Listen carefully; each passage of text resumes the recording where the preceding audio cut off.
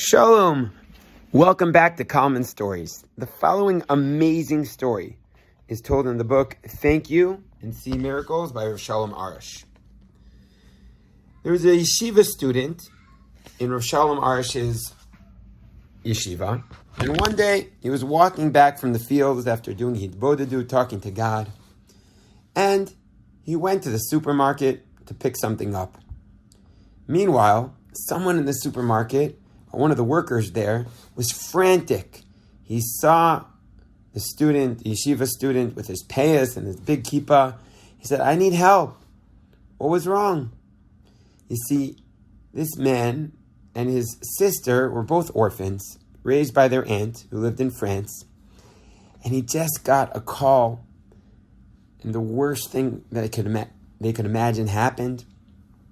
His sister had accidentally swallowed a pill which was poisonous, and doctors were saying she only had minutes left to live.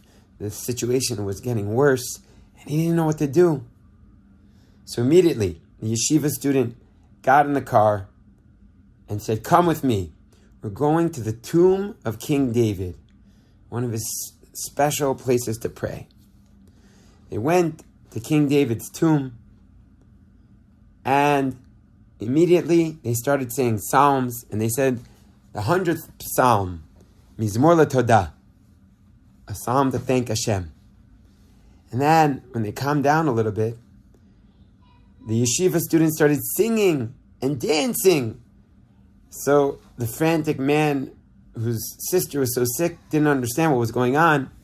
But the yeshiva student explained the power of gratitude, that it opens up all the gates, clinging to God with faith that everything is for the best. And somehow he convinced the man to dance with him, and the two men were dancing and singing together. Then the man received a text, and it was from the hospital, and things were getting worse. And it was his aunt.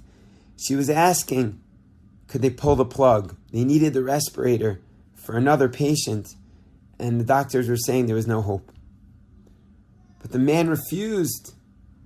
He said, "I'm not giving up on my sister. No way." And they went back and forth, the aunt trying to convince him. But he said, "No, give me a few more minutes. Give me a few more minutes." And he got off the phone. And now a whole group of boys, yeshiva boys who were in King David's tomb, started singing and dancing more fervently and thanking Hashem, knowing the power of gratitude.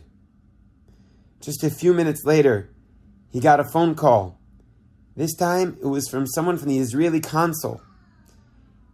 You see, he had seen the ruckus about this 12-year-old Israeli girl stuck in France in the hospital. He asked the doctor what was going on, and was there any other options? The doctor said, well, you could try surgery, but the odds are 1 in a million.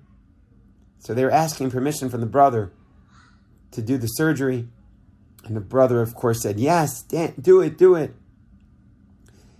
They got off the phone, and the dancing resumed. Singing and dancing and thanking. Exactly 18 minutes later, when all was at its lowest point, they called them back and they said, the girl has come out of the coma. No one understands what's going on, but she's out of the coma. Meanwhile, the dancing was on fire. They were thanking Hashem more fervently than ever. They said to their aunt, you see the power of prayer? They called her back, and she was blown away. In fact, it was a French Arab doctor who called back to understand what was going on, what was the magic of what you guys were doing. And they explained the power of prayer and the power of gratitude. And the doctor, the French Arab doctor, said, yes, something magical just happened. I saw the girl. She was done for. And he said, the truth is, my mom's Jewish. I believe in what you guys are doing. Unbelievable. And the woman, the aunt, took upon herself to never stop praying. And just 2 weeks later, the young 12-year-old girl was back home, healthy. That was the power. That is the power of gratitude, of clinging to Emunah, that everything that happens is for the best. In the King David's tomb, King David, the man who taught us Psalms, that taught us the power of always clinging to God, clinging to faith in challenging times and in good times, always saying thank you.